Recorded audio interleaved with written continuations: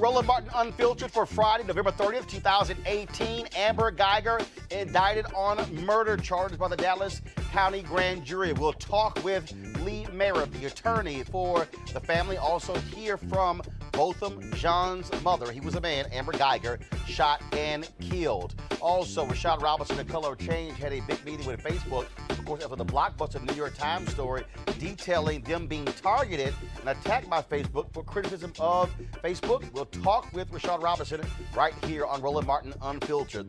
The band director at Bowie State is out, has resigned. The band is on probation for a year. You hear an exclusive interview with Bowie State President Aminta Bro. She talks about exactly what took place in the investigation regarding hazing at Bowie State. Tomorrow is World AIDS Day, and we'll talk to a professor at Morgan State who talks about the psychological issues as to why African Americans are not getting tested. Also, a new HBO documentary airs on Monday about Sandra Bland. We'll talk with the director and the Bland family attorney, Connor Lambert. Also, my interview with Constance White, the former editor of Essence magazine. She talks about her book on style, How to Slay. Folks, we've got a jam-packed show. It's time to bring the funk on Roland Martin Unfiltered. Let's go. He's got it. Whatever the biz, he's on it. Whatever it is, he's got the scoop, the fact, the find. And when it breaks, he's right on time and it's rolling. Best believe he's knowing. Putting it down from sports to news to politics. With entertainment just for kicks, he's rolling. It's on go, roll, y'all.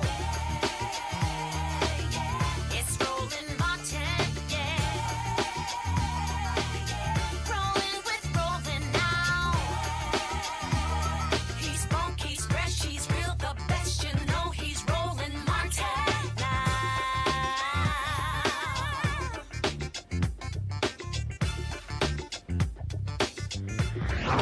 Martin.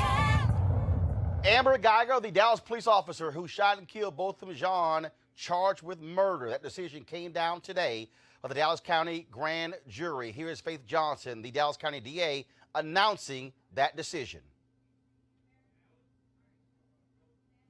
Today, the Dallas County Grand Jury has returned an indictment against Amber Geiger. We were determined to present to this grand jury all of the facts and to clarify for them the law so that they could make the decision they thought was right and just on behalf of Botham Jean. The family of Botham Jean, they were on hand today as Faith Johnson made that announcement. Here is the mother of Botham Jean, Allison. I am indeed satisfied with the indictment for murder of Amber Geiger because I truly believe that she inflicted tremendous evil on my son. He didn't deserve it. He was seated in his own apartment.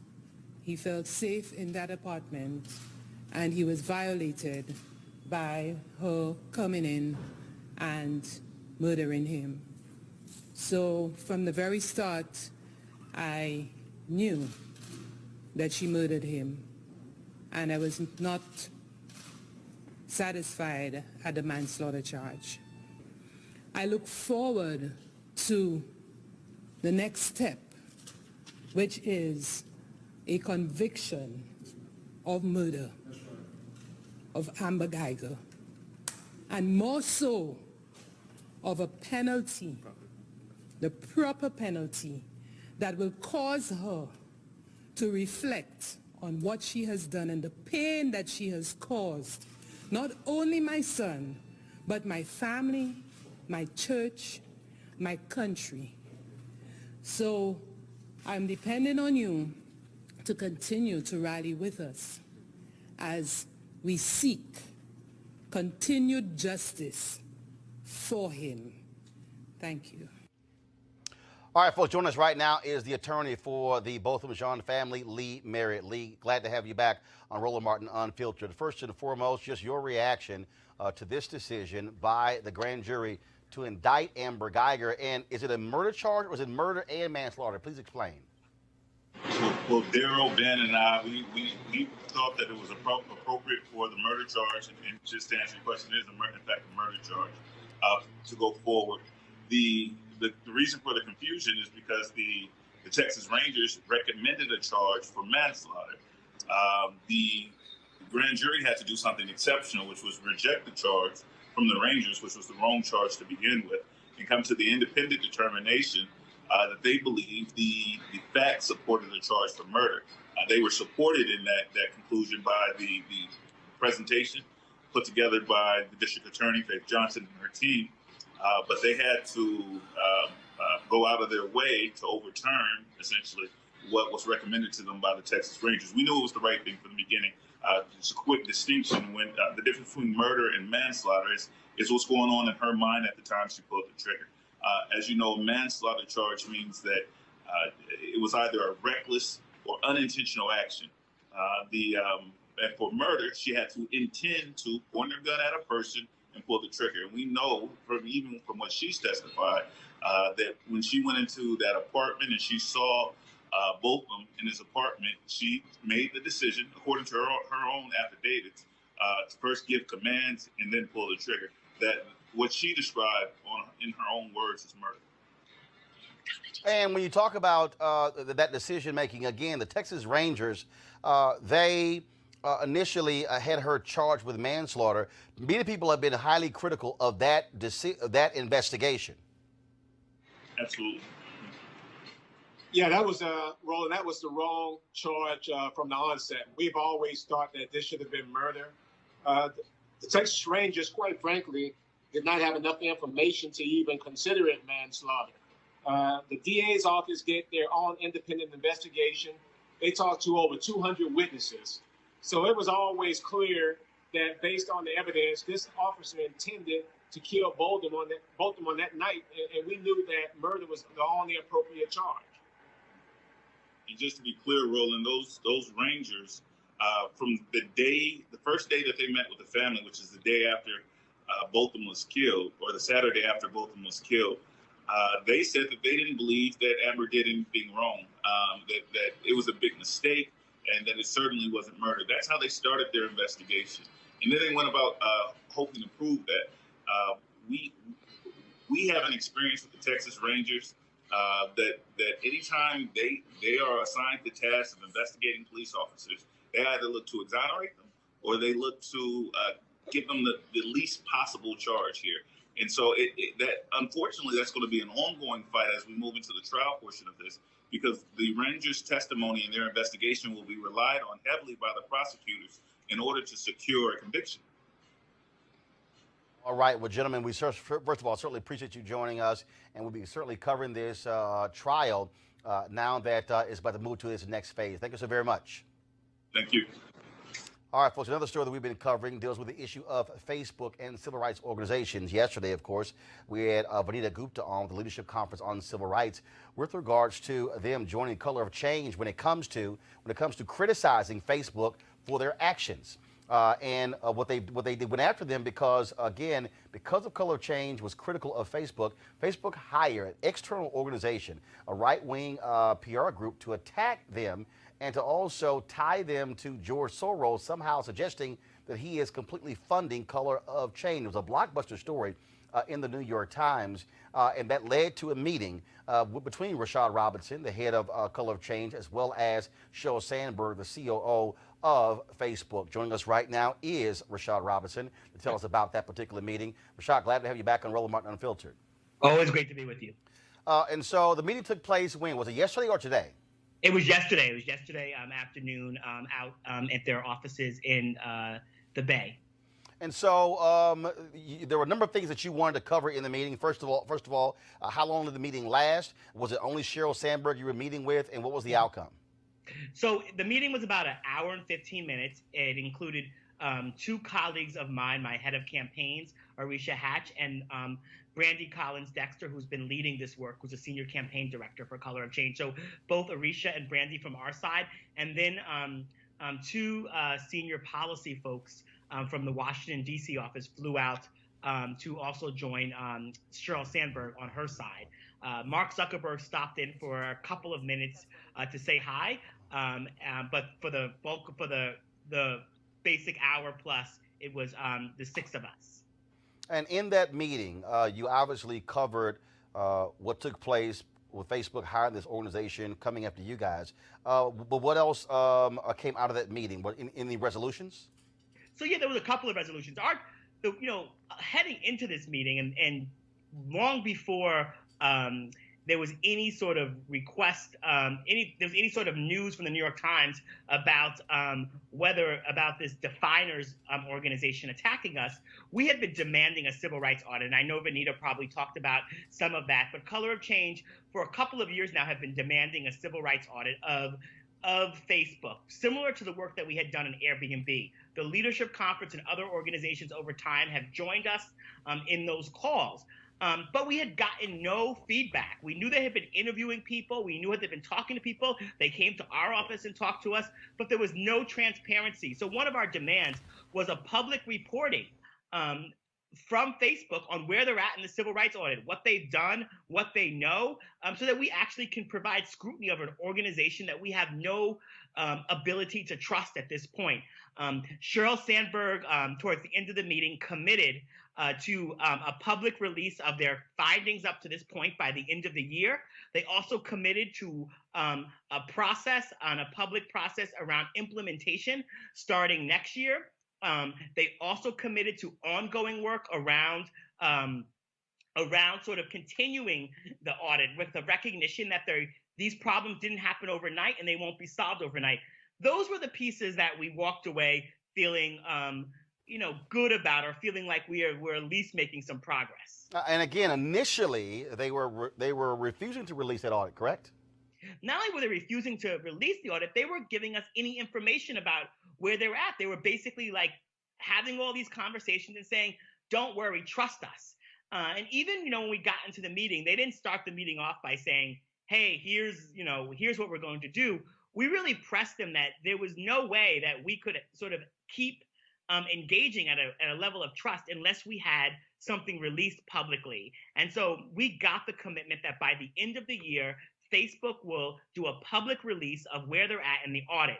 And, that was one of the pieces that felt positive. However, Roland, there were a number of pieces that still are of deep concern, everything from the issues you're dealing with to the ways in which they have attacked us. And again, when you talk about the issues that I'm dealing with, again, one of the things that I've talked about, and not just with me, but also these technology companies out here, not only my capacity as owner of this show, but also being Vice President Digital for the National Association of Black Journalists, is how these companies are also investing in and supporting Black content creators. With Facebook Watch launching their 20 shows they're funding, none are African American, none are Black media companies. And so we've also been looking at these other tech companies as well, and unfortunately new media is looking like old media in terms of shutting folks out. And then, of course, when you talk about African-American consumers over-indexing on social media, driving these numbers, and what Black folks want to know is that, look, don't just treat us as folks who can help grow your stock price, who can also grow your company with advertising. We also want to see African-Americans who will be able to build their own companies by virtue of working with companies like Facebook and being funded. This is one of the largest communications platforms the world has ever seen, and one of the most powerful corporations. And the innovation has the potential to bring us into the future, but their policies and practices are in some ways driving us into a past where we lose some of the things that we already won and fought for. One of the things that we really focused on with Sheryl was this sort of false dichotomy that sort of is at the heart of some of the problems at Facebook, that they kind of put this idea of like fighting and hoping that conservatives don't feel like they're being attacked on the same level as civil rights. And so they almost see like when you're talking about something that's Black or women or Latino or LGBT, that's liberal and it's left, and it all is inside of this like left bucket, which is not accurate. And that goes to sort of all the ways in which they have, every time they bring up questions around voter suppression, they also talk about voter fraud. And they did that when they were doing their war room. over and over again, part of the problem is that this company doesn't completely and fully understand civil rights. And so while I felt like we had a really good meeting with Cheryl in that we really pressed that, we really sort of pushed that moment, this has to trickle down throughout the whole organization. And so this is not whether or not Cheryl or Mark are good people or bad people. That's not my job to like figure that out or get into their heads. This is about a structure in a huge organization that has systemic problems all throughout, that is sort of rotten throughout and needs to be fixed and needs like the level of accountability that will move the process forward. We asked Cheryl directly for the information that they obtained through definers, what definers did. And I asked for that as the leader of an organization who's been attacked and figuring out what's been put out there in the world and how do I keep my folks safe. They did not give us that information. They also did not agree to fire Joel Kaplan, who in our opinion and many others' opinion has been the chief architect of this idea that, you know, conservatives getting the same amount of time talking about climate is the same as like climate change or something like that is the same thing as you having a show or Latino folks having a show. It's not the same thing. And trying to help them not put sort of Black people's ability to be heard and counted and visible as just as politics.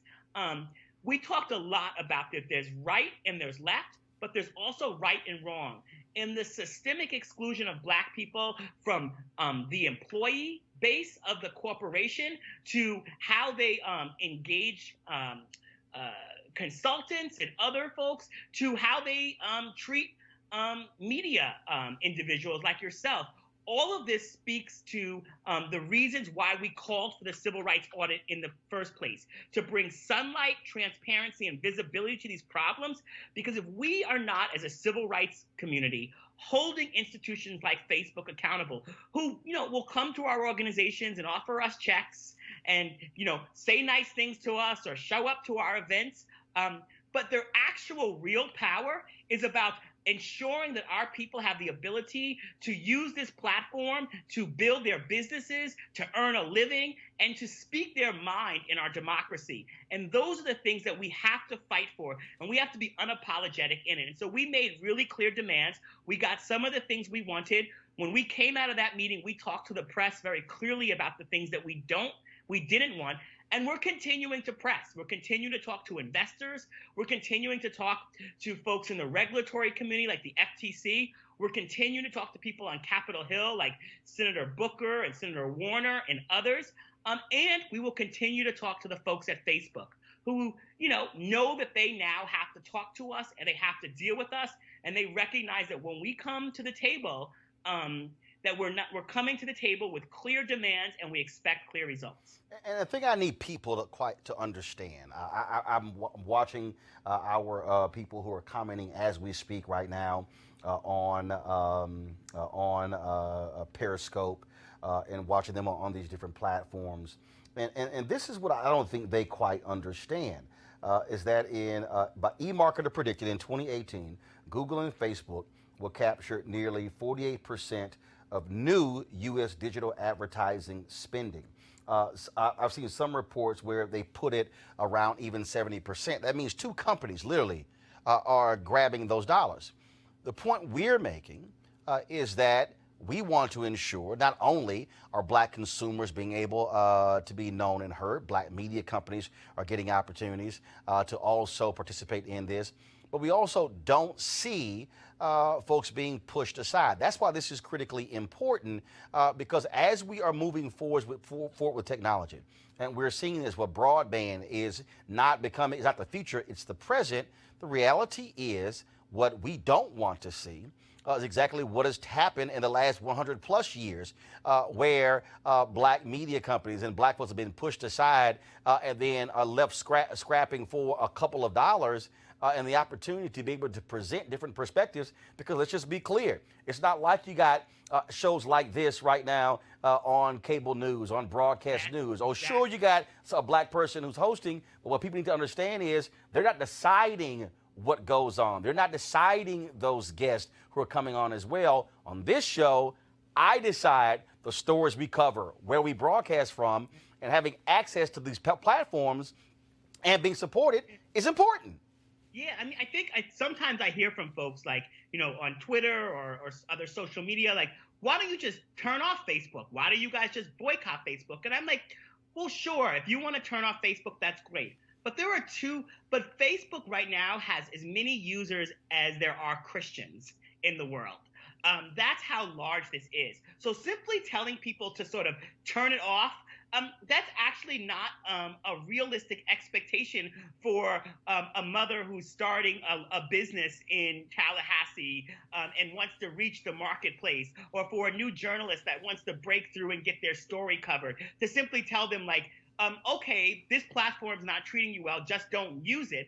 Actually, that is not how civil rights works. When the buses didn't treat us well, we organized and forced them to treat us well, and to treat us fairly. When the lunch counters wouldn't serve us, we went in and we forced them to serve us. And now these new platforms that are being built, and are benefiting from all of the infrastructure in this country, which we as Black people have built. Benefiting from the net neutrality and the cable lines and all of the technology that has been put in the ground to allow for an organization like Facebook to grow and flourish and be the platform that it is, it cannot leave us out. And that is part of the work that we have to do to both fight, to hold them accountable, and to use all of the various levers, right? We turned out in tremendous numbers this election cycle. There are new people heading into Capitol Hill that we put there. Now, they've got to have the hearings. They've got to do the work to bring the Facebook folks up there and to actually dig into all these various ways in which this platform has prevented real progress. And quite frankly, everything from having a culture that hasn't allowed for Black people to flourish, to having a platform that weaponized race during the last election, to how the algorithms on the platform can allow someone to say, I want to rent my apartment, but I don't want to. I want to make sure that no Black people see this rental ad. You can do those things are happening on the platform right now, and unless we do the work to force it to change, it will only get worse. It will only become deeper. And so that is why we felt this is so important. And now sort of being both in the room at the highest levels, but also with a clear understanding that we will continue to hold them accountable, is the sort of gift that Facebook gave us by attacking us, because they really attacked the wrong organization. Well, and let's also be just honest. The reality is here. In 25 years, we will be a nation majority of people of color.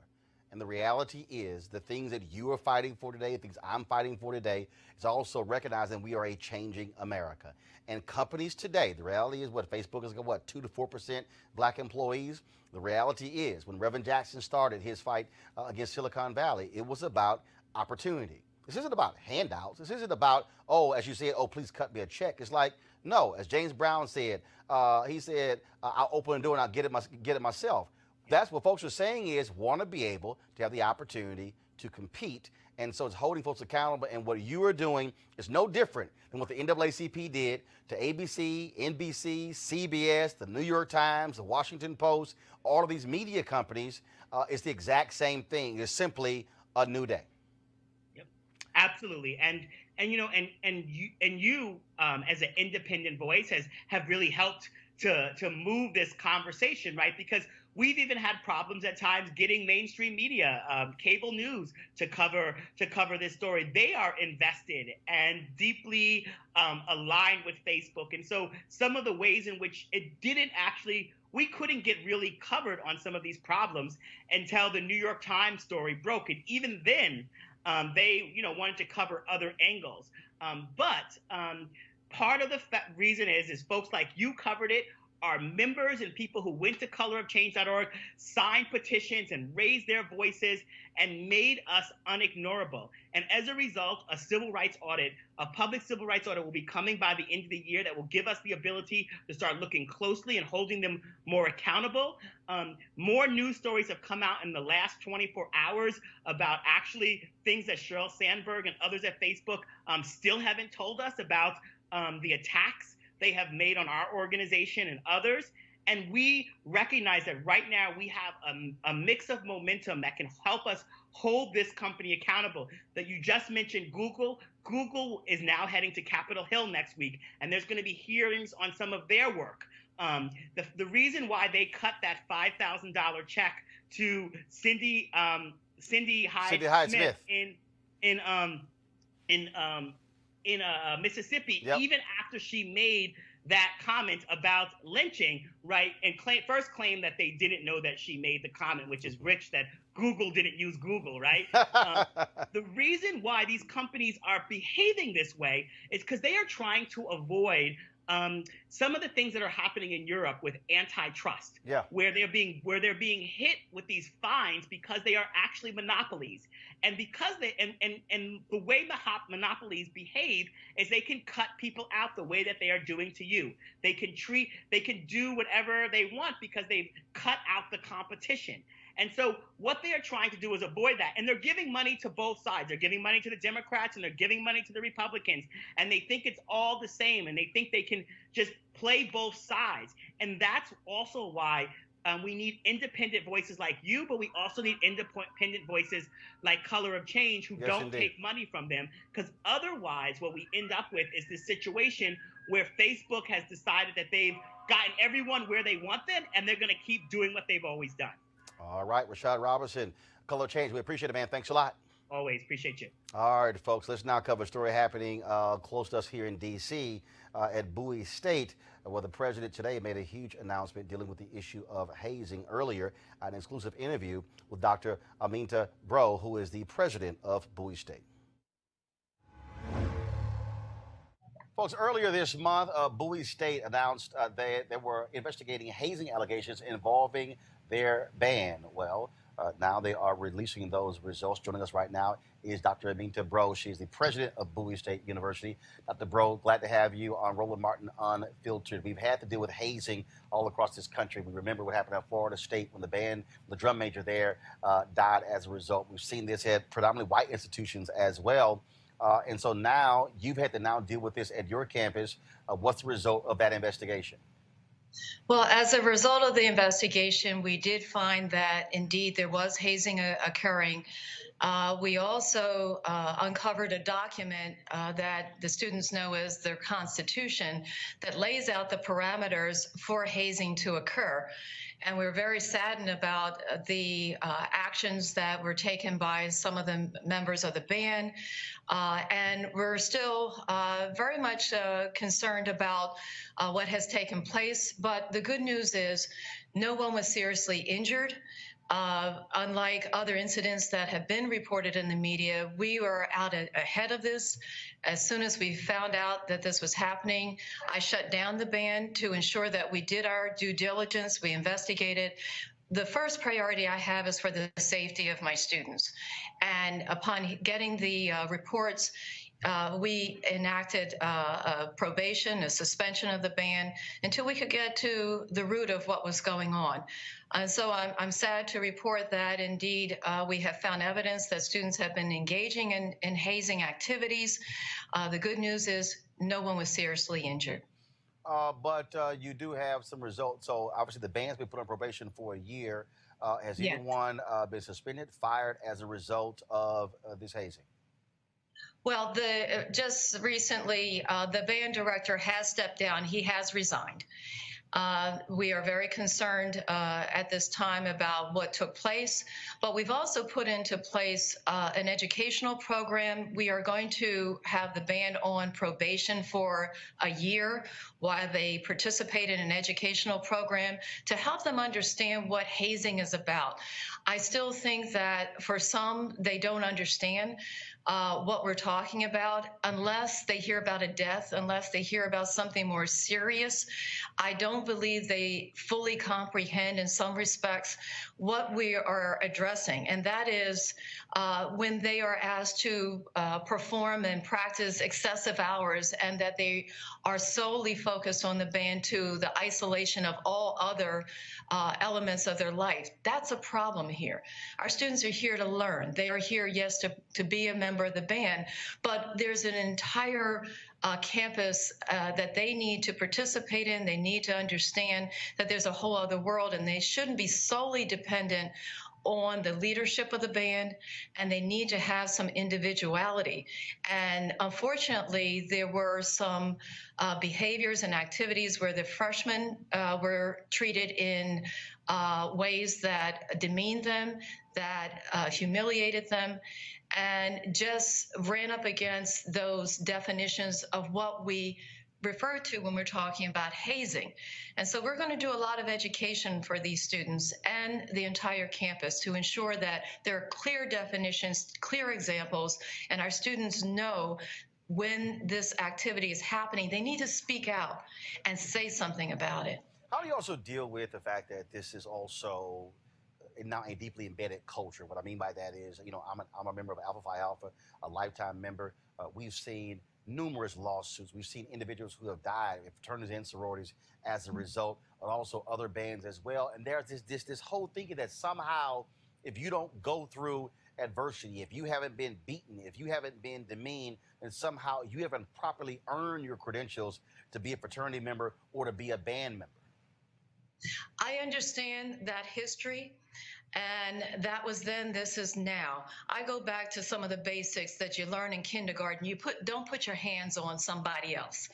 And in today's time, you cannot allow people to harm one another. You can't say, that's okay. I understand what went before. There is a difference between traditions, rituals, and hazing, where people fear, where they are humiliated. This is what we're talking about, and that just can't happen today. There are, as you know, incidents where people have died. That can't be allowed to happen for our youth today. I set a higher bar for my students here at Bowie State, and we should all set a higher bar for our children to understand, our young men and women who are coming to these colleges, to understand that is not what we expect of you. And so, yes, let's honor our history and think about, you know, what that was. But today, there are liabilities, people lose their lives, and we need to keep our young people safe. And that's what I'm about, that as the president of Bowie State University. And I'm going to stand right there, firmly planted on safety of the students. And when you talk about them being on probation, what does that actually mean when it comes to football, when it comes to basketball games, when it comes to travel? What does that actually mean? So for the next year, as I mentioned, the students are going to go through an educational experience to help them understand what we're talking about with the differences between rituals and traditions and hazing and harming and humiliating other members of your group. We will also expect that the students only perform here on the campus and as permitted in the local area. They will not be traveling to overnight events and participating in activities off the campus and out of this area. That is to ensure that we have the proper precautions in place as they're traveling, once they resume traveling after their probationary time. So for the next year, education. For the next year, they're going to be local on the campus, a lot of supervision, a lot of support to lift them up, because we want our students to do well, but they will not be performing at the events off campus. So for the where the band, the athletic programs go on the road, they will not be traveling with them, just here on the campus. Last question. We know that graduates have a lot of involvement still when it comes to our institutions, whether you went through fraternity or sorority or even the band. Are you going to be limiting alumni and their involvement in the band, where individuals may bring, again, those old ways of doing things onto the campus? How will you regulate and deal with that? Well, it's difficult to regulate interaction with alumni. What I would invite is for the alumni to come in and talk with me about just what we're sharing. Yes, we all know that, you know, things have changed over time. You know, we as a country have evolved beyond when we were founded. Bowie State was founded in 1865. We're very different than what we were in 1865, and we're in a different environment. Things have to change. So I would love to talk with the alumni alumni about what we're doing. They have been advised as we've gone through this process and with the investigation. They were brought into this conversation so that they know what we were looking at, and we've been bringing them along through the conversation and the investigation just to say, here's what we know, here's what we found, as we have shared with the media and with our students. I've met with the students who are in the band to let them know I'm supportive of them. I want them to succeed. And I want our alumni to come on back. Let's have those conversations. Help me, help these young people understand it's a different day, and it has to be. And we want them to be safe. We want them to be successful and understand the right lessons, the right values for today. Well, the most important thing that I also say is that whether it's our fraternities or sororities or HBCUs, the last thing we should be doing is spending money on settlements for folks who have been hurt, maimed, or killed as a result of the hazing.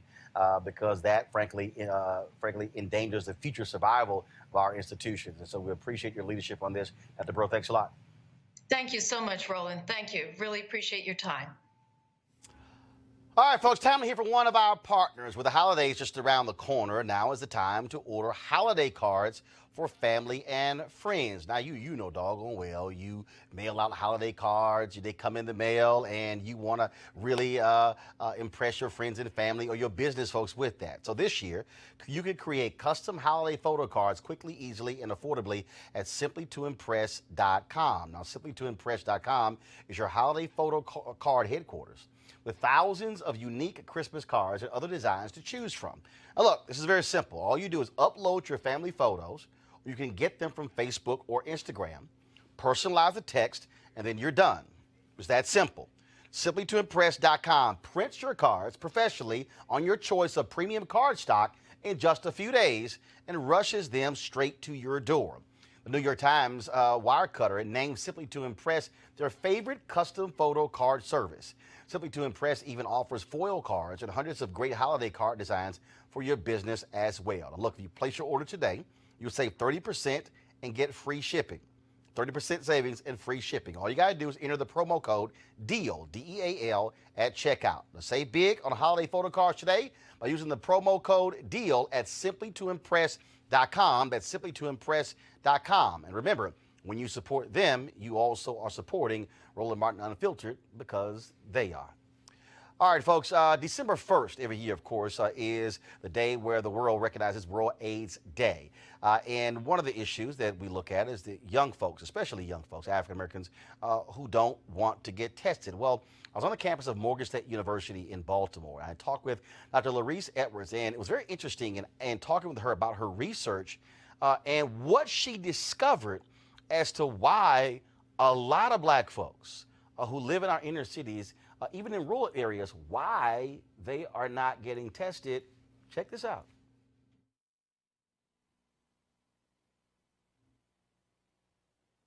Research is basically focused on sexual health and health in general. And I received quite a bit of funding from the government to do a program. And I know for me, I grew up at a time, and you probably did too, where HIV wasn't even around. Mm-hmm. And now that it is, I found out through various innovative ways of stipends and honorariums to get young people to be more cognizant of their sexual health and acquiring HIV and different sexually transmitted infections.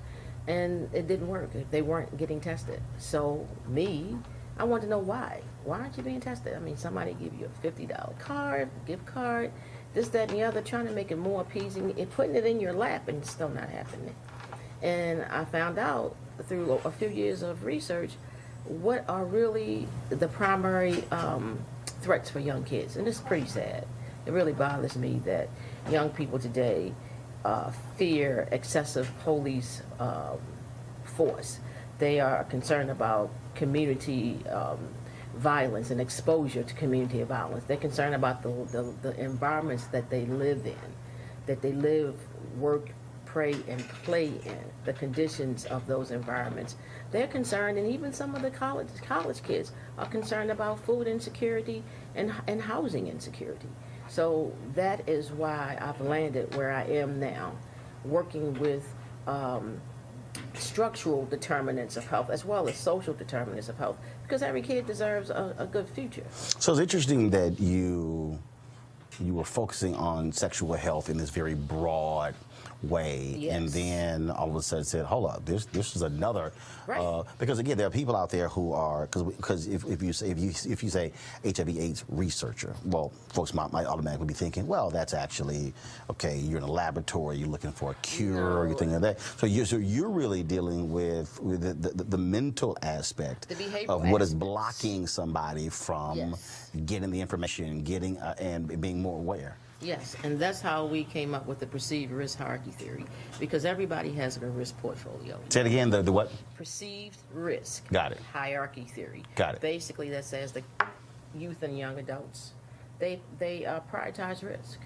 and is for them being confronted by a police officer, being exposed to excessive community violence, gunshots. So those are on the high end of. They are on the high end. And this is considered to be on the low end. Basically, I had a young man tell me, you want me to be tested for something that I may or may not ever acquire, but my real risk is getting home safe, making sure that I'm not in a crossfire, that nobody tries to rob me and shoot or stab me. Those things are more likely to happen to me than acquiring HIV. So when he said that, did you go, wow? I mean, was it? Yeah. So I always ask this question of book authors and others. I say, what was your wow moment? Mine. And you like, what was that wow? My whoa. Got it. My whoa was like, I can't use that word on this show, but I was like, Actually, you can. I was like, shit, are you serious?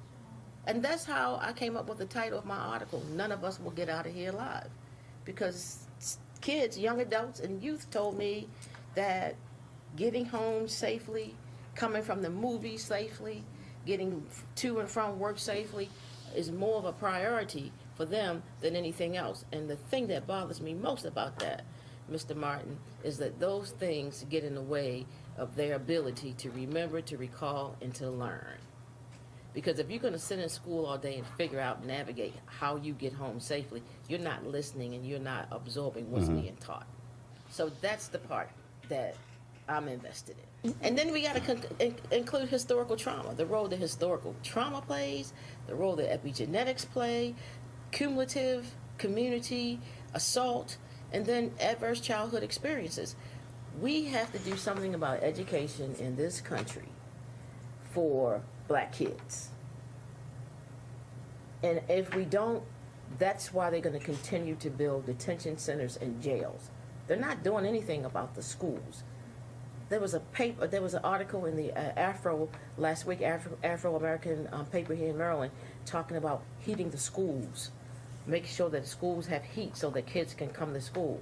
We shouldn't be talking about that. Which is very basic. That's a basic need. If you live in a place where it's cold as hell, you want to have heat. Yeah, but we're not. There's so much income inequalities, and if you can't get a job, where do you divert to? See, that's what's interesting, because whenever this conversation about HIV/AIDS, STDs, or even extended to breast cancer, prostate cancer, colon cancer, whatever, anything that requires folks actually to have to get checked for it.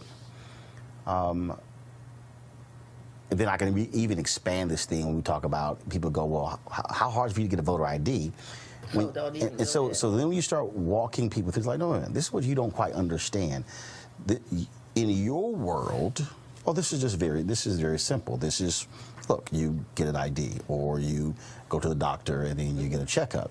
But then it's this whole swath of people who that is deemed, that's abnormal. That's just not a regular part of my life. And I think it truly exposes haves and have-nots. People don't really understand what folks are just going through that is totally different than your experience. Yes. And if you go back to the Kerner report. To America's One White, One Black. Yeah. 50th anniversary this year. Yep. Yes. I mean, conditions now are worse than they were in 1968. It's just unacceptable. And the people who are really being hit the most and suffer the most are children. The poverty line among children.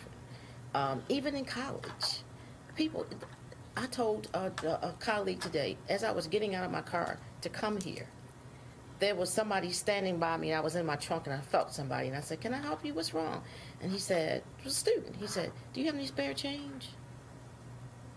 So it's a different world, and it's a different world for young people. Which might explain when it was a few years ago when the CDC came out with a report talking about the increase of HIV/AIDS on historically black campuses in the South, and folks are like, "Okay, I don't understand your college students," not realizing everything that you just laid out. Like, yeah, you might be at college, but it does not mean you having money sent from home for food and for different things along those lines. And so all those things that you left your neighborhood, you actually brought a lot of that with you when you get to the campus. Yeah, sometimes you do. And then you have to also look at the structure of the campus. You know, like, campuses have a lot of students who are from the community, and they commute. So a lot of times they bring the community with them, or they go back to the community. So it's something that we all have to be mindful when we want students and young people to be successful, because they should have a successful life. So I'll ask you this. So when it comes to you, again, studying why folks don't get tested, I guess what jumped to mind was Dorothy Cotton. Her job was with Dr. King and SCLC, was citizenship education training. You couldn't join the SCLC without going through the training. And reading her book, and I did the last sit-down interview with her before she died earlier this year. What was interesting is when she said, we brought them in, we assessed where they were mentally, and then had to determine what we need to reprogram to send them out. I've used this phrase a lot when I talk about, I look at our black cable networks, I look at our black sites. We're inundated with entertainment, comedy shows and reality shows, and virtually no news and information. And I keep saying, we have to reprogram Black America. That there has to be a reprogramming. And folks go, dude, that sounds crazy. I'm like, no. And listening to you, that's what I'm hearing. The same thing is like, in order to deal with these realities of what we're facing. The real reality. The shows are not the real reality. The real reality is the plight that black people make in certain communities to live and make it from day to day. And for students to try to come to campus to increase their knowledge and a skill level so that they can be marketable outside of the campus. These are the things that we have to deal with. I mean, it's just mind-boggling how some things don't get addressed as they should, and how we are deflected in other areas. Those are the real things. And sometimes we just take a whole lot for granted. But yeah, we need to do some reprogramming, some relearning, and as my pastor would say, quicker than yesterday and sooner than right now. All right, folks. So we certainly appreciate Dr. Edwards in that conversation there. Of course, as a history professor at Morgan State. So what the heck? This is going to be our HBCU Giving Day School. Roll it.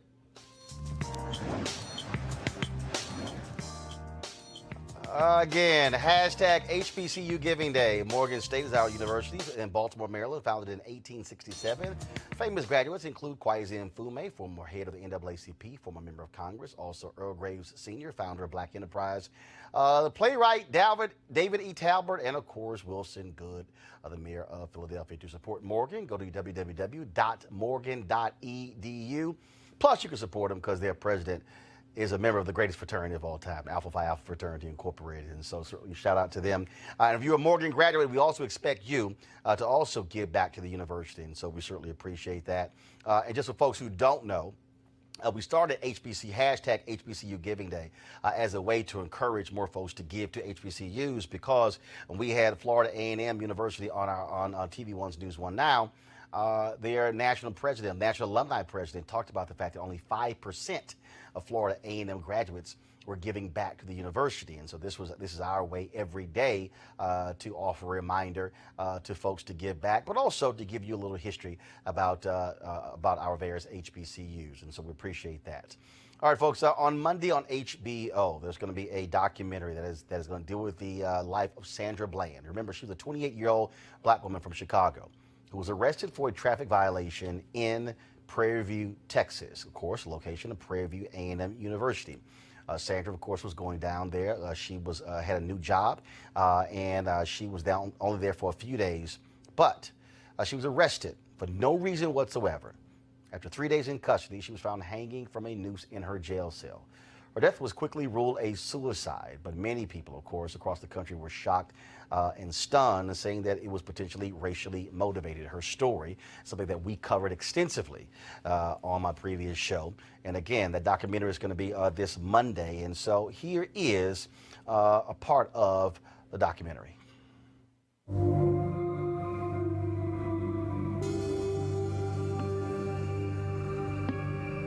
Sandy called me on July 11th to let me know that she had been arrested. I said, what are you in jail for? She said, you know, I really don't know. And she said, my arm is hurting really bad. And I could hear her talking to the guards in the background. Then she said, I'll call you back. And she hung up the phone, and she never called back. I wouldn't wish this hurt on anyone. Anyone. Documentary is called Say Her Name, The Life and Death of Sandra Bland. And earlier this week, I talked with the director, David Heilbronner, as well as the Bland family attorney, Kenan Lambert, about this documentary. So David and Kenan, let's talk about this documentary here. Obviously, it's a story that I covered extensively. So David, I'll start with you. Was there a surprise? Was there anything that you did not know before that really jumped out at you when working on this documentary? Yeah, I mean, the big thing that jumped out at me was Sandra Bland herself. You know, I got to know who she was as a person, because going in, I knew what everybody knew. I knew about the dash cam. I knew about the really suspicious circumstances surrounding her hanging, the police attempt to slander her, but I didn't get a feeling for her character until I dug into her Sandy Speaks videos, until I got to know her family. And that was really what inspired me and my wife and co-director Kate, you know, made us really feel like there was an important story to tell, that there was someone behind this statistic about one more, you know, black death at the hands of the police. This person was someone that history had to remember. She was amazing.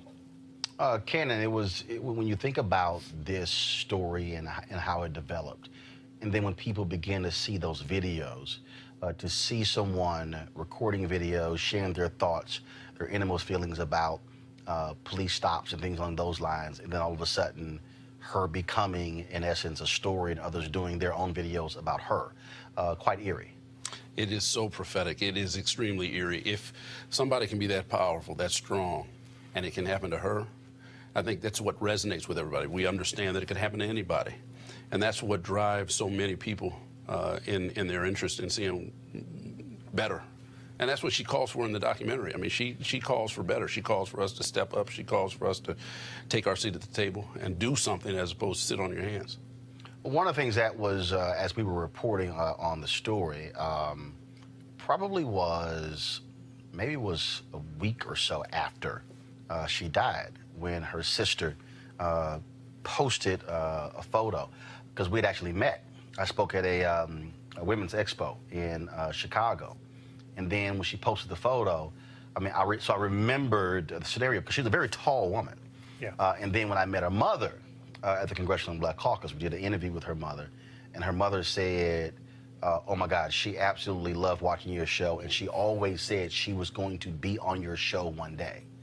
And for her to get to be on the show in this way was just crazy.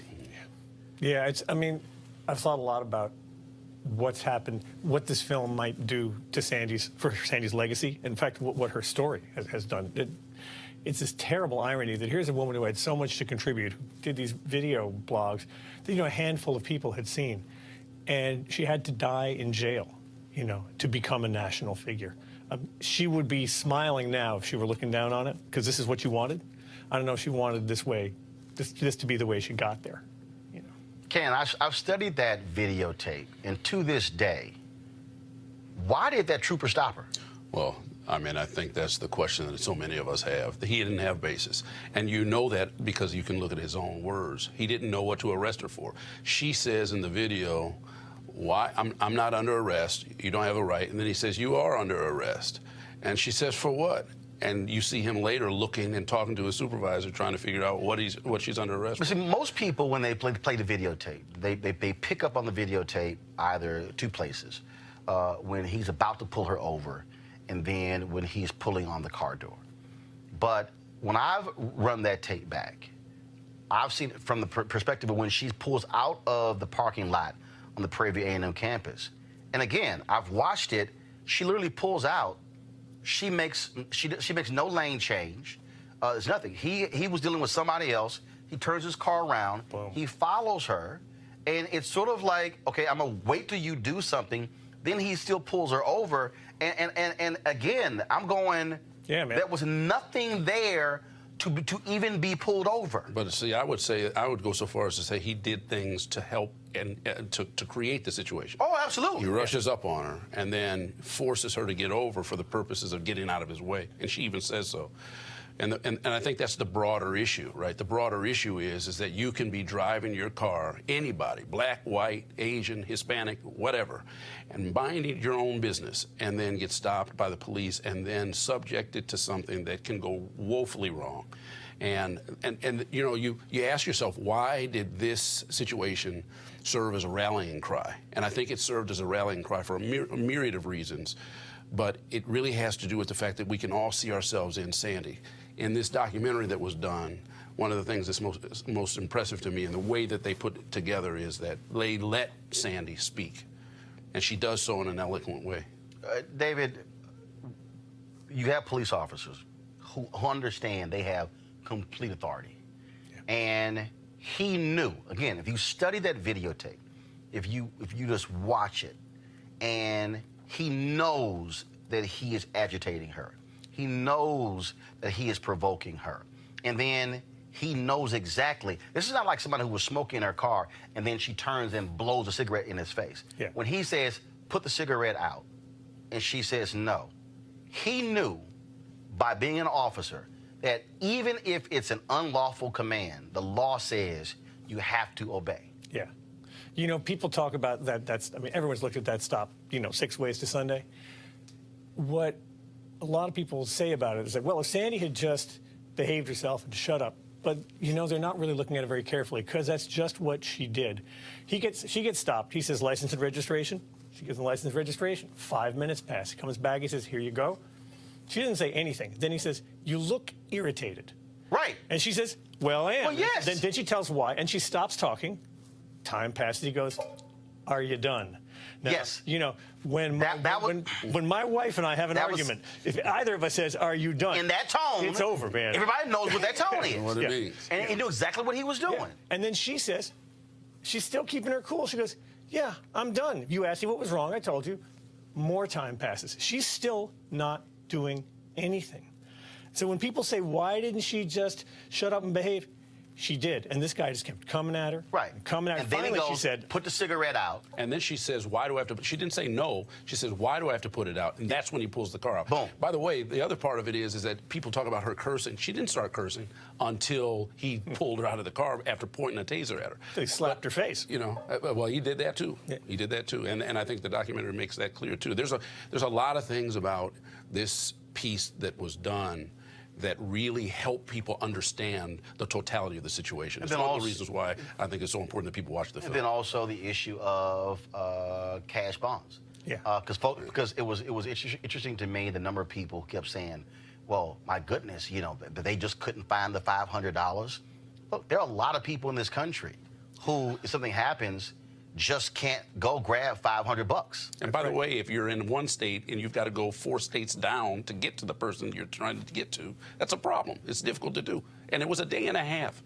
It wasn't a long period of time that we're talking about. It wasn't like they were non-responsive. They were responsive. And so, again, the thing that I really feel that we need to pull out of this is that there's a broader narrative that we have to make sure that we stay focused on, because there's a conversation to have. We've got to have a conversation about what it is to de-escalate. These questions you're asking about the video speak directly to de-escalation, right, and the need to have de-escalation. If you don't have de-escalation, then what do you have? You have chaos. And what we saw out on that road was chaos, and the chaos leads to people losing their lives. Again, folks, the documentary, Say Her Name, is going to be airing on HBO on Monday. So we certainly hope you tune in and watch that. And our thoughts and prayers go out to the family of Sandra Bland. All right, folks, last night on TNT, all across the NBA, they were honoring Craig Sager, of course, the longtime reporter, and sideline reporter who lost a battle with cancer. Anybody who knew Craig Sager knew he wore the most outlandish clothes that even Judge Craig Strong in Detroit would not be seen wearing. That's the inside joke for my frat brother. So last night, and I caught this online. I saw it, and as a matter of fact, I was just texting Charles Barkley about this. And so last night on NBA TNT, all the studio analysts, Shaquille O'Neal, Charles Barkley, Kenny Smith, they were all wearing clothes to honor Craig Sager. And this happened. And we welcome you to TNT NBA Tip-Off presented by Auto Trader. Damn. No, that's Damn. That's solid. That's solid, Sager. That's solid too. Yeah, I like that. That's solid too. And Scott, where'd you get that idea from, kid? Well, Roland Martin. He was royalty, so Craig Sager was royalty. My man, Mr. Yeah, I like that look. Now, see that? See, and so I saw it, and I sent Kenny a text, and I was like, really, Kenny? You could now, you know, everybody know I'm the Ascot King. Everybody know. And I got a turtleneck on right now, but everybody know I'm the Ascot King. In fact, I'm the leader of #Ascot Nation. That's why when y'all see Charles Woodson on Monday Night Football on ESPN rocking the Ascot, he know where it came from.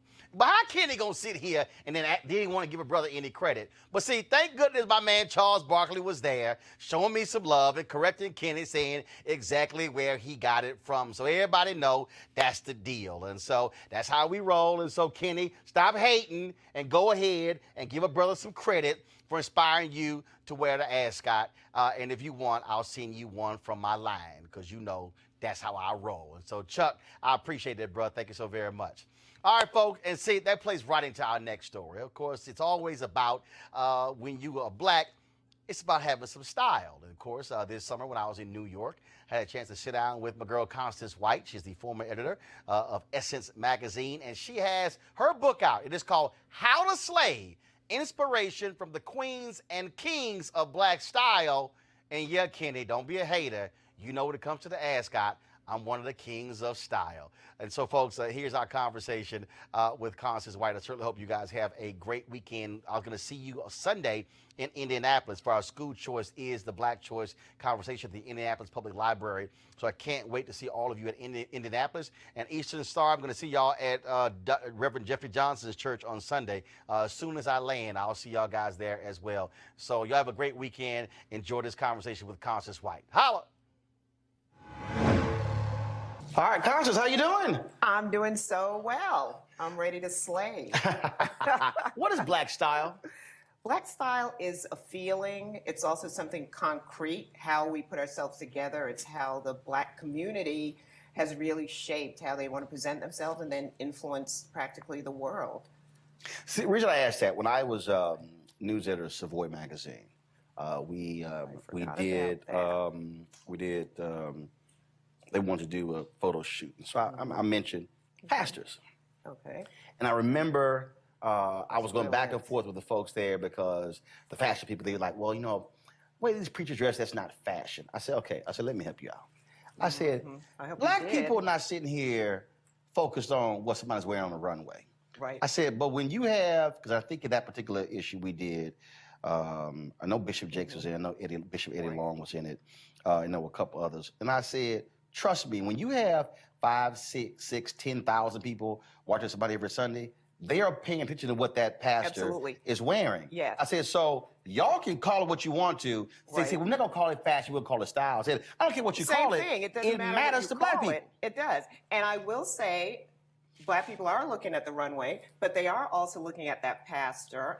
And not only is it 600 to 6,000, 10,000 people, and it's going to have an impact, but also it's aspirational. When you see your pastor in church, you're looking at, okay, so this is what, success looks like. This is what a leader looks like. This is what a good man looks like.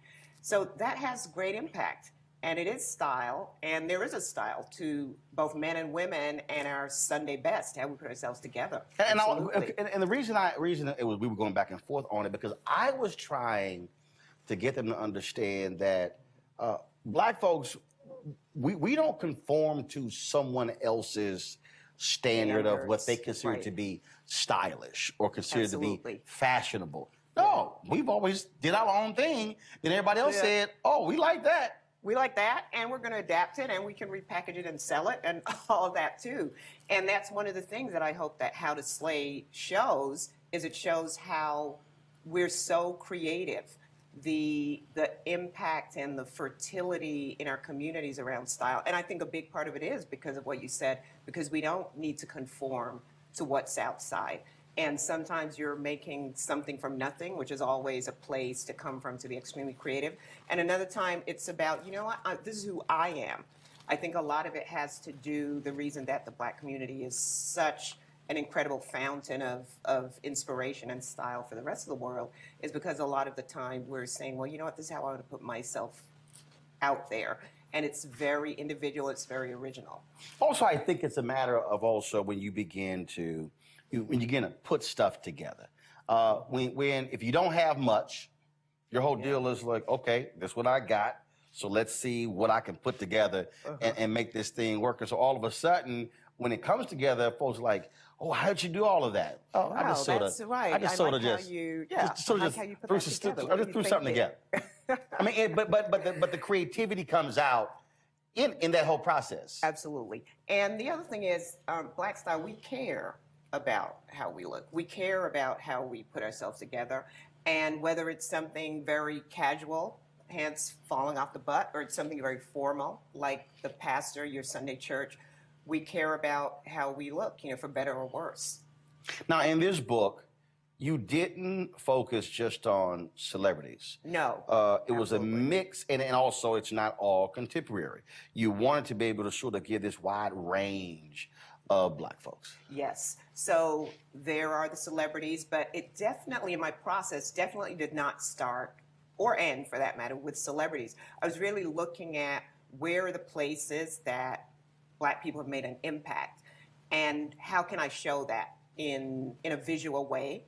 And what I would often come upon are some photographs of a celebrity, but more often than not, even as we know, the celebrity is looking at the everyday person who he or she grew up with, or they're looking at their sister, or they're looking at the person who they thought was really stylish next door. So there are a lot of people who are not necessarily famous in any way at all, but are just epitomes of great style. And also, you look at these photos, folks from the motherland, in terms of these vivid, rich colors in these different outfits. Also, I think was also interesting.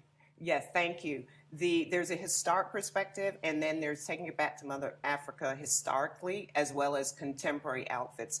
And right now, the impact of things like Holland cloth and turbans is huge around the world. And here in America, we see, you go to Brooklyn, and you probably look at some outfits and you wonder, like, okay, is that person from Brooklyn, or are they from Ghana or Liberia, or where? It's such an intermingling and such an influence. So when Black Panther, when they had the screening, and they asked folks to wear African royal attire, what I thought would be interesting is when I saw all these different outfits, I just started laughing because I made my first visit to Africa when I went to Accra, Ghana in 2008. Okay. And even before that, there were a number of different African outfits I had. And I've gone to places and then Black folks are going, man, what do you have on? And I go, well, this is African royal attire. I'll wear that, whether it's a CBC dinner or whatever, because sometimes I got 5 tuxedos, but I don't want to wear them. And the thing that I would tell people is I can wear this anywhere. So I found it interesting when they did that, folks were like, oh my God, this is amazing. All of these colors. And I'm sitting here going, we've been doing that kind of like a while. and well, I also tell, I'm hopeful that African Americans will then, whether it's the Golden Globes or the Oscars or others, will say, wait a minute, we don't only have to wear this to the Black Panther premiere. Let's wear this. Let's rock this. Let's wear this. And there are two important points that you made. One, which I believe are illustrated in the book. Number one is we've been doing this. Like, this is part of the Black history and culture, and at any point you can make it modern and contemporary, or at any point you can wear it as something, a historic reference. And it's there. It's there for the taking. It's very powerful.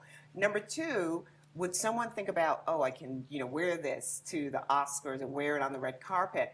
This is one of the reasons that Lupita Nyong'o is so popular and has really touched and been felt by a lot of women around the world, across the board, but especially Black women, because she does bring it. She's like reaching back to her culture, her African culture, and bringing the hairstyles and the looks. And that's also a way that she's made herself very original, right? And you take notice of her. Do you also encourage folks to not give a damn what other people think?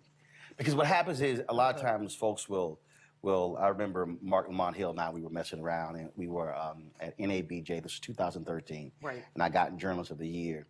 Congratulations. Thank you very much. And I had this red, black, and white feather pocket square. Yeah. And he said, oh man, I couldn't wear that. And I said, well, first, I don't dress for any dudes. So I'm fine. I'm like, and so he. Do you see where I say something like that in the book too? Do you see where I talk a little bit about that too, like dressing, women historically dressing for men, and then men dressing for women? And I'm just like, but I was trying to get him to understand is, I don't care what somebody else's think. When I put it on, I like it. I feel good. I'm not trying to impress you.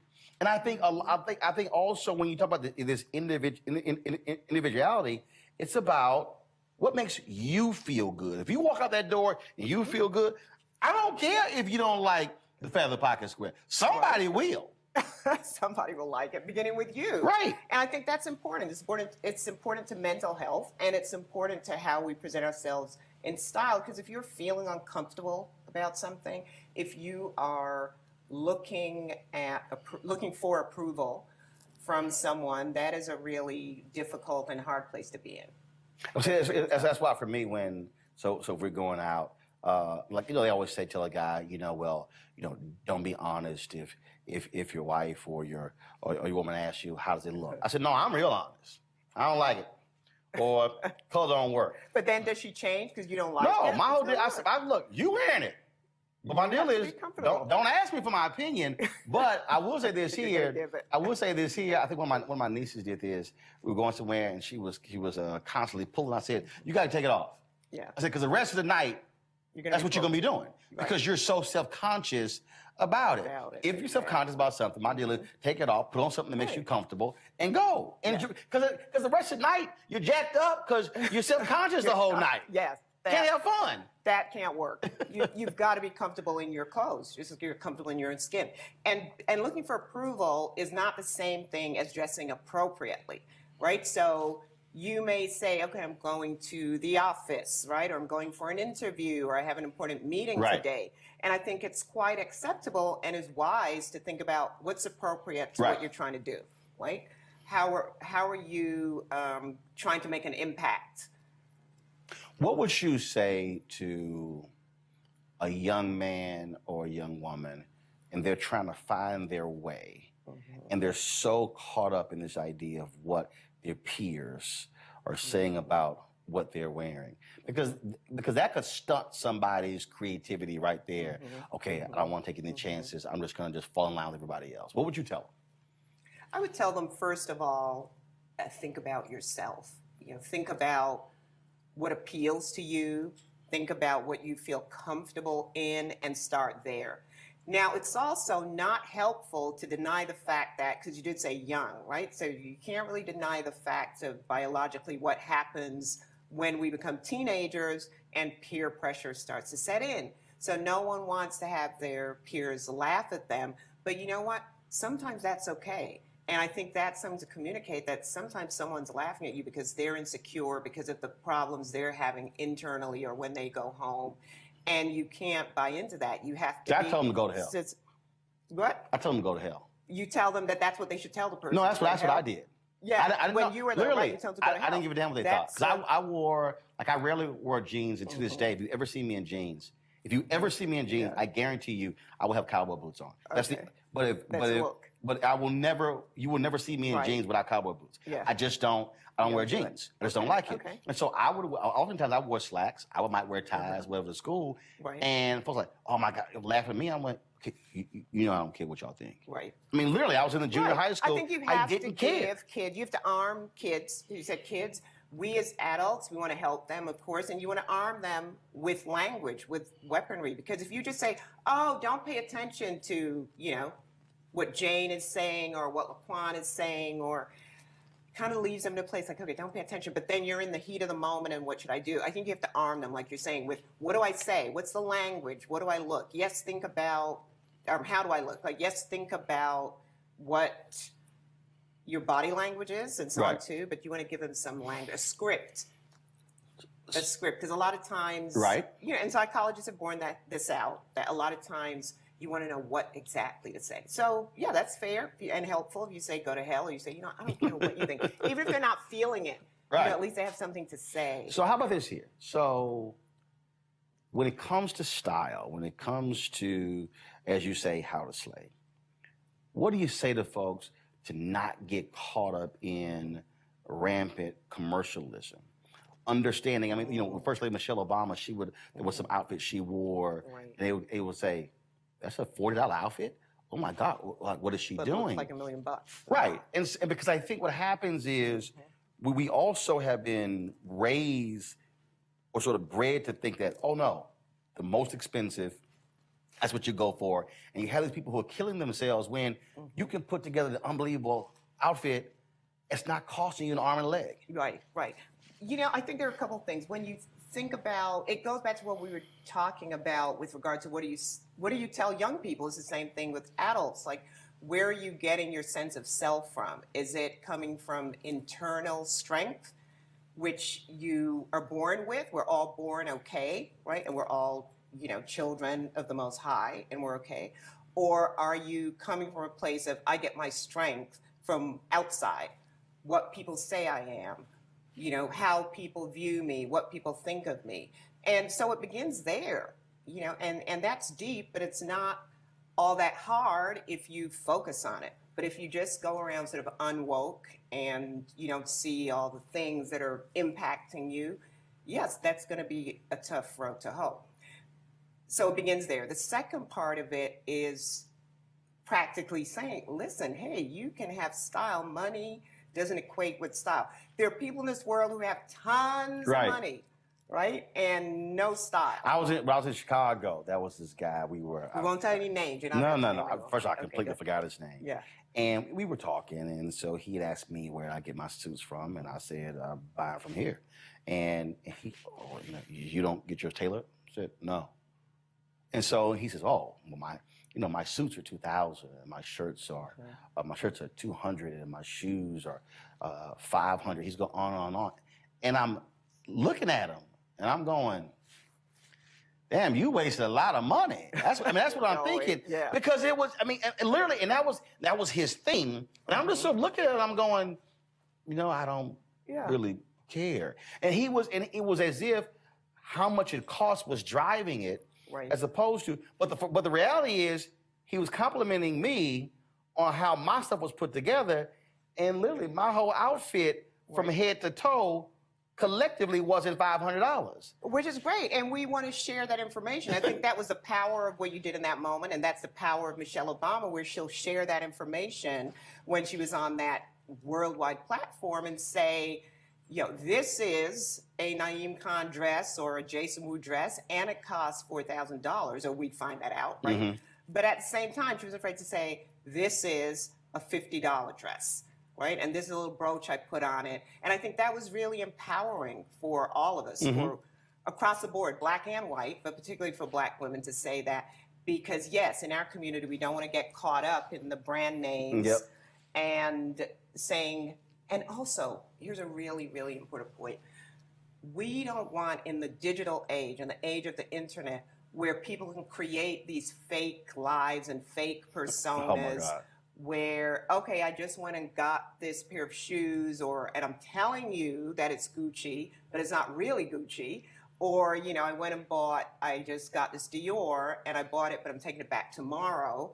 And then we start to think, oh, that's the way to be successful. That's the way to get likes. That's the way to, and that's real. That is happening for real. Oh, the folks who rent a plane for 3 hours and pose in it and take a picture. I'm like, really? Yeah. And the New York Times did a fantastic expose the other day, which some of us within the internet business knew already that, yes, there are a lot, and I mean a lot of fake followers online with our celebrities, people we admire, and there's a lot of hokey pokey going on. But they did a real expose that really broke it down, the extent to which, I mean, and it's not illegal, except in some cases they're capturing people's identities. Right. And that is illegal. But there are a lot of people, you can go hire one to really jack up the number of followers and likes and so on you have. So it's all part of being woke and understanding what is pressing on you and the impact, and that there is an alternative of reality. The reality is a tiny slice of people can't afford to dress in designer clothes, especially head to toe. But what I love about what's happening now is you can now, in the borrow and share and rent economy, you can rent all this stuff. You know, so why not? So you don't have to spend a lot of money if what you want is sometimes to be in designer clothes, if you value that. So give me an example of you in a store and you saw something and then you went, nah, but then you circle back and then you begin to sort of put something together. You have one of those stories where you looked at something and you went, I could start with this. I could start with this. And I can build on this. Because, I mean, people ask me sometimes, they say, well, man, I'll get, like, who's your stylist? I'm going, me. Okay, I'm not, I don't need somebody to dress me. I mean, my daddy taught me how to dress.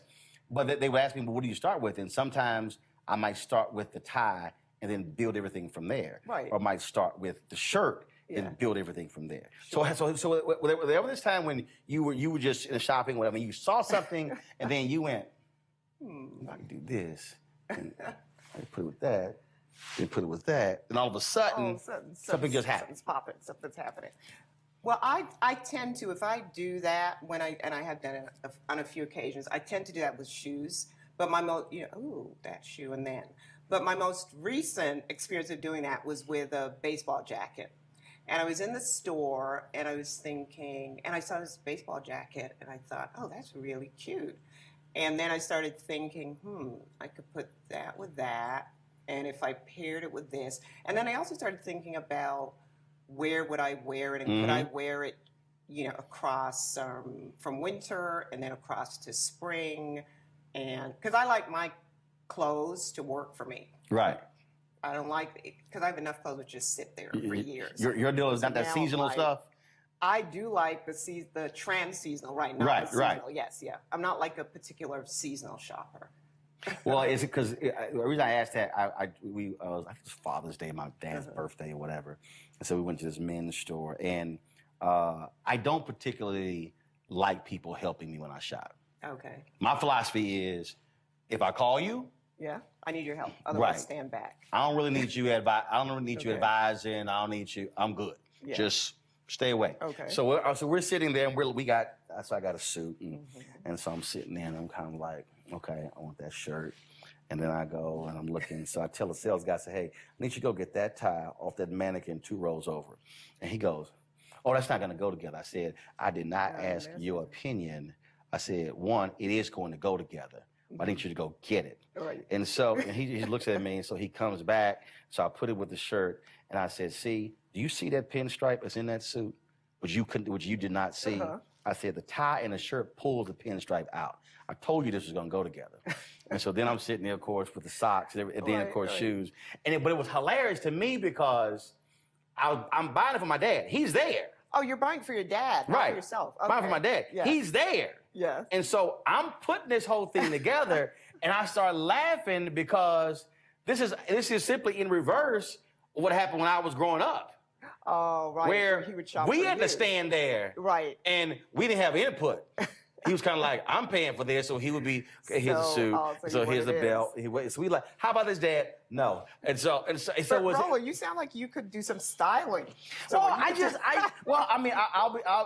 here's what there are some things that do great on me. Yes. And one, what drives me crazy, especially young African Americans, I don't want a young African American going into a men's store and buying a one-time only suit.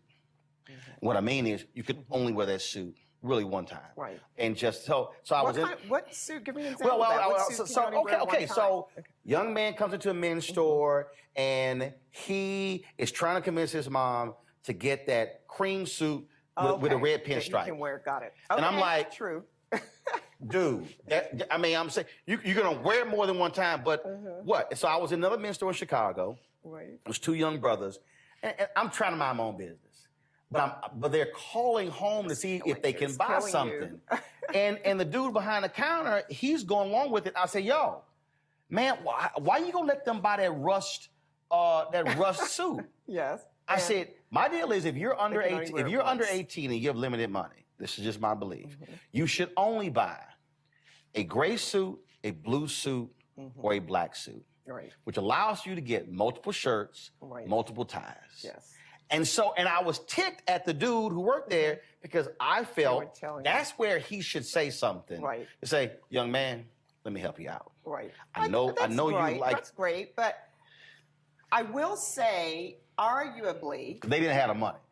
They what? They didn't have the money. Okay, but arguably they could, and I agree with you, right? That is the suit you just described, the three are probably the most versatile. But arguably, with the right point of view and style, you could take that rust suit or that cream suit with the red pinstripes and make it work. But they ain't got enough the shoes. Only thing See, not enough shoes. That is the thing. The only thing about it is if you only got going and coming. If you only got enough money for a pair of black shoes, that ain't gonna go with that cream suit with the red pinstripe. And that's why. And I've seen. So did you say something? Yes, I did. Oh hell, yes, I did. Yes, I did. Now the one time, did they appreciate it? Or they yeah. were like, oh no, several times. I mean, I was in another store and the woman, she was a sales associate, and this guy, and the outfit was horrible. And she was rolling with it. And I'm sitting looking at some ties. I'm going, oh my God, I know he is not going to get that tie to go with that shirt and that jacket and those pants. And I'm trying to mind my business. I said, bro, I can't let you walk out of that store with that. I said, ma'am, I need you to step back for a second. Bro, this does not go together. She was not going to tell you anything. Yeah. But I can't let you walk out the store. Okay. I said, because a woman going to see you and start laughing at you. And he listened? Yeah, so I was literally, and he was, because, he was like, really? I said, yes. I said, let me show you this shirt, this pattern. You see this? I said, you see all this is clashing? And so then when I showed him the option, he was like, whoa. Now, one time a woman got mad. She was there, she was with her husband. And you started talking and to her no, I'm minding my business buying a shirt. And the brother said, man, let me ask you a question. He said, what you think about this here? I said, I wouldn't get this shirt. And he was like, what? It was like a brown suit. It was for Easter. Right. I said, you really should get a blue shirt. I said, sky blue shirt. He's like, what? I said, give me that shirt. Let me show you. Okay. So I put it together, and he said, man. That's great. She was mad. Why? Because she didn't put it together. Oh. She was... Traditionally, women do most of the shopping. Well, I ain't that it. See, my daddy. That's changing a bit, but it's still very powerful. Probably like at this point, 50, no, 50. she was really. She was upset. She was upset. Yeah. And the brother then I also told him, I said, bro, do me a favor. I said, you under 65, you cannot wear the pocket square. That's the same pattern as your tie. That's a personal thing of mine. My philosophy, if you're 65 or older, you can wear that pocket square and match the tie. I said, go with a solid color. Oh, it was so funny. We have another, and I just want to say, though we can't see it on camera, what Roland's wearing today with his blue, which you can see on camera. I love that pleated. I don't know if the camera picks that up. This is a Shabori pocket square. Pocket square. So I saw. And then the blue yeah, cowboy I gotta boots, which wear are pretty the fabulous. blue eel. Gotta wear the blue eel. Gotta wear the blue eel. Are, so you know. No, don't put them on my book. No, I didn't put it on the book. But I put it on right the here. coffee table. I put it on the coffee table. Pretty fabulous. I didn't put it on the book. Oh, wait, leave it up there. We need to put it next to, leave it up there, because those are how to slay. Okay, so here we go. There's a picture. Yeah. There you go. Fabulous. I will wear cowboy boots with suits. And I like that. That's personal. That's like part of that, like personal style. Then I'm from Texas right? too. Yeah, so, from you Texas. know. So then again, I don't care. Culturally, and you're Right, there. right. So, So I got to ask you this here. yes. Lots of kids in here. Mm-hmm. And so I love the black and white. It probably was from Chicago. Right. All the bros Oh, with the yeah. hats, they I'm were glad clean. you love that. Well, it's a Glad you bring flashback that because up. me, It's from the me and my 50s, brothers, from we 50s, wore, yeah. my parents dressed us. Yeah. And I have photos of us suited and booted. Formal. And- Suited and booted. And those brothers were clean. They're clean. I love that photo. I'm glad you mentioned that. From the 40s or 50s. And then the way we put it together with the art director is when you turn the page, so first you see like 4 or 5 little boys, right? And then and as you said, they're like definitely clean, slayed, everything. And then you turn the page and you see these 3 grown men. Also, you see the love and camaraderie between them.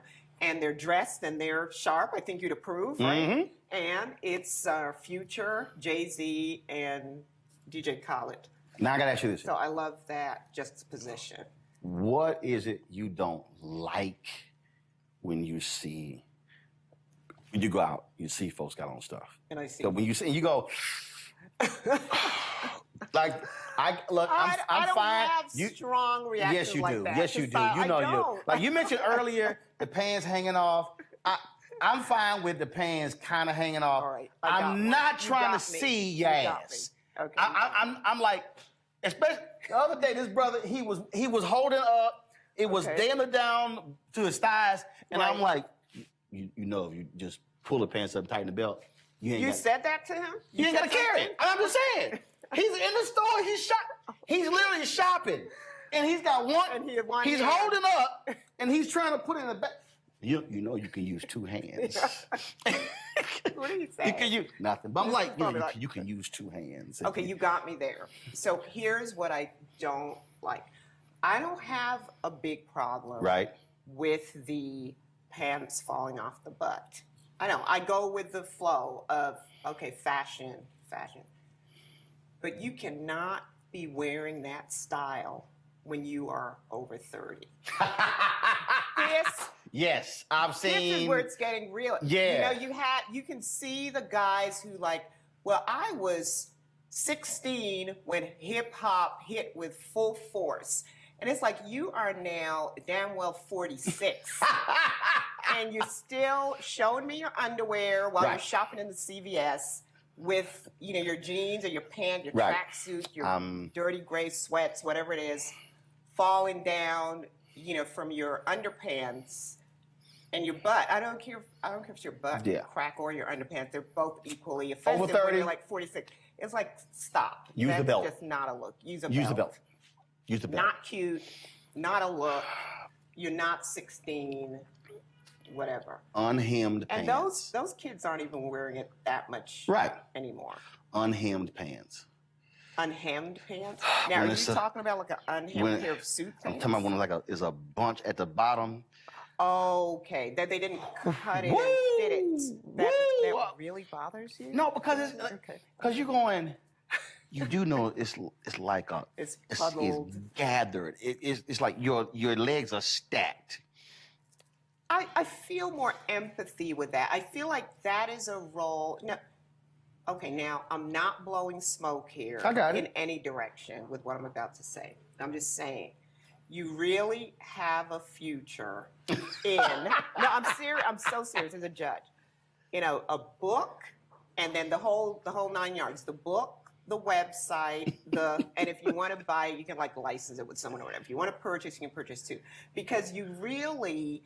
Like you talked about the puddle, some guys just don't know. I feel more empathy than anything else. So, especially and then young guys. Also, you think, young guys, and then also, yes, especially young guys, because also they didn't grow up in the community where there was a tailor down the block or in the house next Right. door, et cetera. So there's also this disconnect between, well, even if I do know, how much is it going to cost me to go get these pens cut in half? Not a lot, but Right. you don't necessarily know that or know. If they're still growing, support it. I understand. One shoe 20, let me holler at you. 8 and 8, 6 and 6. Get them pants hem. Cuff, no cuff, take your pick. And look, for me, look, my dad was blue collar, worked at Amtrak, but he dressed. Yeah. And we dressed. And so in terms of, you know, it doesn't Jack, really matter I think in the black community, it doesn't really matter what your station is in life No. in terms of education. He got or dressed your to job go or grocery your shopping. income. Yeah, I think, you know, we respect dressing up and looking good. right, looking good.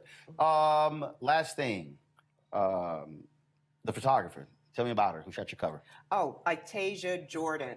She is originally from Massachusetts, has lived in Brooklyn for many years, has an incredible eye, and is such a talent. And she's just incredible. I mean, I don't understand why some of our media haven't like scooped her up and made her into a superstar, but she's going to be. She is like a great talent. And that's something that underlines that we need to do more of, is nurturing our talent, not only in front of the scenes, like the models and so on, but also behind the scenes. Photographers, stylists, the people who make fashion run. Cool. Where can folks see you, hear you, find you? Oh, they can Yes. find me online at official C White and my website, constancecrwhite.com. All right. Always good to Look see forward you. to chatting. You too. I appreciate Mr. it. Style. Keep slaying. Thank you. We're going to keep slaying. Roland and I got to keep it slaying. Join us. Make sure you're doing it too. There you go.